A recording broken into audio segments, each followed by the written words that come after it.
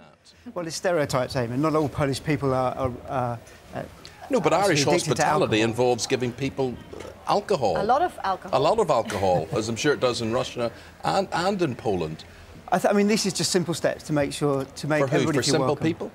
Who's it for? Who actually is the name for? For visitors coming to the UK. No, but who are you trying to convert to this? That's what I want to know. We're looking to convert the UK industry. So hoteliers, taxi drivers, restaurateurs, anybody involved with meeting and greeting overseas visitors. Yeah. So it's a very small step to make sure our welcome is first class.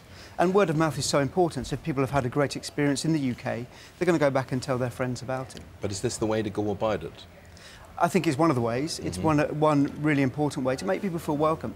Yourself, if you go on vacation, go on holiday somewhere, if you've had a great time and been made to feel welcome, you'll tell people about it. And it's an easy way for Visit Britain to engage with our tourism industry. I would make all people feel welcome. You'd give an open welcome to everybody. I don't like this business where you actually sort of think, well, they're Japanese, would treat them in a different way from Argentinians, wherever I can't pour wine over my shoulder or whatever. I don't think it's treating or I'm not people... going to burp in the face of a Mexican. I'm not going to burp in the face of anyone.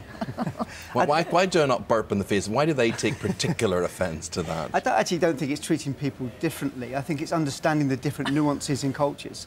I think everybody would take offence to burping in faces. Charlotte, this is a serious subject, and I don't know why you're sitting making light of it and laughing at it. It's people like you that could ruin the Olympics. What sort of welcome do you plan to give people when they arrive? Well, I think, you know, perhaps you should be aware that there are some things that people do that, you know, could be offensive to people from other countries, that's all. We've had a bit of a split on emails, yes. If you want some of those.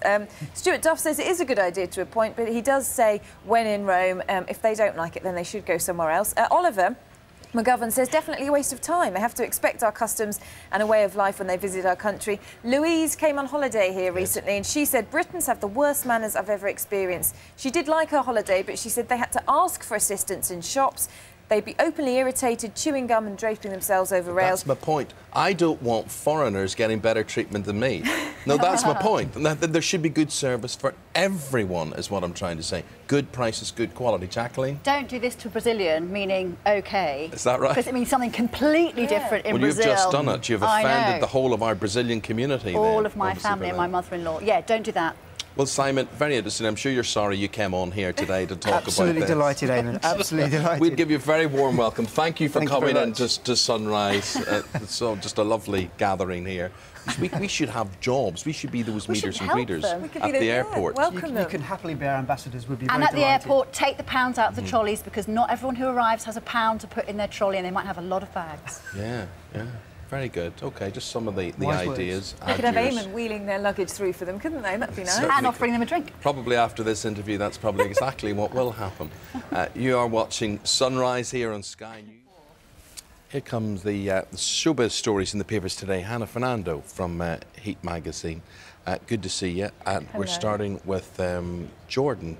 Yes, we Amir are. Khan. Well, while the cat's away and all that, the Sun have a picture of Jordan with Amir Khan, and they were at a movie premiere and then they went to a party afterwards, of which she wasn't allowed into the VIP area, but apparently he tapped her on the bottom and he was nibbling her ear. Now, her husband, Alex Reid, is abroad at the moment, so what was really going on between the two of them? And apparently when one of the guests asked her where her husband was, she just literally snapped back at them and then got on carrying on chatting to Amir Khan. And why wouldn't she have got into the VIP area? I mean, she's pretty VIP, isn't she? Well, she kind of is, isn't she? But I guess she's got a bit of a bad rep at the moment. Perhaps they decided that she wasn't VIP enough for them.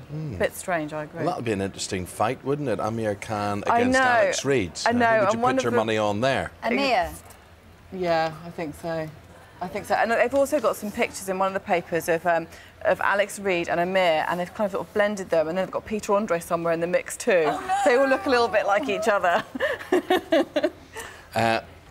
Robbie Williams, congratulations to him and Vera, his bride. Vera? No, Ada. Hilda. Called her earlier. Hilda. Ada. Ida. Yes. Now, what does Ada do? Is Ada an actress? She's an actress. But I didn't think that they'd sold their wedding or that they'd given their wedding pictures to anyone, but I was wrong. Hello Magazine have got the exclusive rights. They've got an interview with him as well.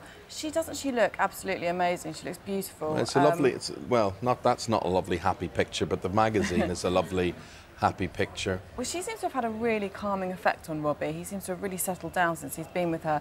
And as I say, he's given an interview, a fairly low-key event. He said it was lovely just to get married with just friends and family around. But unfortunately, take that, his band member, co-mates weren't there, unfortunately.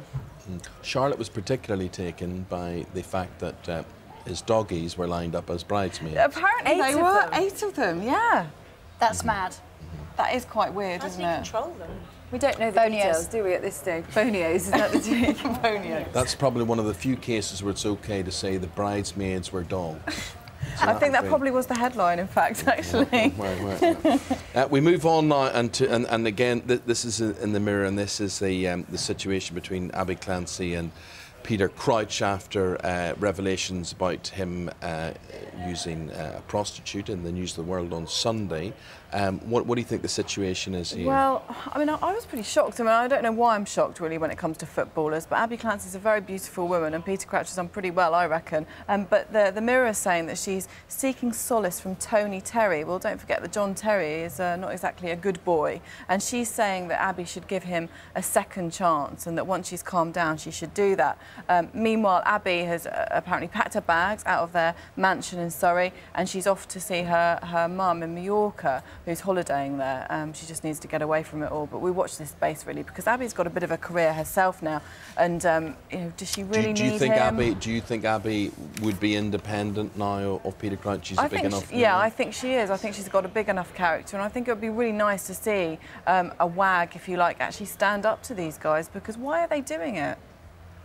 Well, none of us know. It's not for us to judge. I mean, nobody knows what goes on in everybody's private life. Behind closed doors. Who knows? But the front page of the Star, they say it's all over. Yeah, they're saying it's all over. They're saying that the bags were packed, there are bin liners of all of her clothes outside, and that she's going to Mallorca to see her mum. I think it's more the fact that she had packed some bags and she's pictured here with a suitcase and that she's going away. I think only time will tell, because they are engaged and they seem a very solid relationship before, so maybe there is some comeback from this. Well, I know that if ever any girls out there were needed help and advice, whatever it is, I know 3 women who could offer that sort of solace on the telephone at night. Charlotte, what do you think? What are your instincts on this one for Abby? It is a shame, because they did seem like such a strong couple, didn't they? But it's a difficult one to forgive, and I would completely understand if she just walked away, to be honest. Hard to forgive, but he's in that sort of lifestyle which we don't understand and we're not involved in, and maybe it is sort of a lifestyle they sort of all do it. It's kind of like the idea, and maybe it was just one time, and I think he was at a stag do. Was it his own stag do? I don't know, some stag do. So maybe he was just a bit the worse for wear. Not that I'm condoning it, but I just think maybe give him a chance. I just don't think it's on at all. I just think things like this happen so much, and obviously it's splashed all over the press. People cast judgments, but I don't think he should ever go back, because if he's done it once, he'll probably do it again. Once a cheater, always a cheater, as Oprah used to say. Well, from cheaters to leopards, never change their spots, yeah, exactly. as most people say. And then we've got Mike Stock. This is something I feel quite strongly about, and he's talking about the lyrics to pop songs. And just an example, last night, my 8-year-old was watching MTV last night. He was flicking channels, and up comes this Rihanna song, which is called what, Charlotte? Te Amo, isn't it? Or yeah, Te Amor? Te Amor or something. I love you. And the video for it is very, very erotic for kids to be watching. That's just one example. Well, but you've got lyrics here in the Mail. There are all sorts of lyrics here. I mean, Mike Stock, part of Stock, Aitken and Waterman, he's basically saying that enough's enough. You used to be able to watch a music video with your children. You now can't do that anymore. Well, you see, my trouble is I never know what the words are. I just make up my own words or sing along. But you know what? It isn't. The words aren't great either, but it's also the sexualisation of these women on these videos, and they're not wearing very much, and it's very sexualised these days. And he's quite angry about it. He says it's just not on anymore. He's also had a go at Madonna and her new range of clothes, which has got slashed tops, yeah, but nobody's going to stop it. The industry's not going to stop this. Jackie, you've got kids in that sort of vulnerable age, 8 through to young 12, teens. Yeah. Yeah. I mean, they watch this sort of stuff and they sing along to it and whatever. Yeah, and they dance like those people. Like my daughter, sort of, you know, she'll come and do a dance and just think, oh, I really wish she hadn't done that. But she's copied it. She's copied it off even someone like Miley Cyrus, who's meant to be sort of quite clean Hannah cut. Montana. Hannah Montana is now doing really raunchy, quite raunchy dances, and they copy it. But what can you do? Unless the industry say no, there's a watershed before you can, you know, not until after 9 o'clock at night or something, then they're going to see them. But it amazes me. You get all these watchdogs. I mean, you know, if I was to use some of the words that are quoted here today, I would be off air. We would be off air as a programme, whatever it is. Well, where are these watchdogs when it comes to music videos and things and what's played on the radio in terms of records? Well, they don't seem to be involved, do they? And perhaps this is Mike Stock leading or paving the way for them to actually do something. But is this just an industry that's making too much money that it's too difficult to change? It's been going on for really quite a long time now, and there's nothing we can do about it. Well, there we go. Thank you very much indeed. Some thought-provoking stories there on the showbiz front this morning. Hannah Fernando, thank you very much indeed. Lucy, what have you got weather-wise for the A little bit of everything today, Eamon. It really depends on where you are. Not as bad as it was yesterday for many of us. More rain across the north, a little drier in the south. I have the details for you now.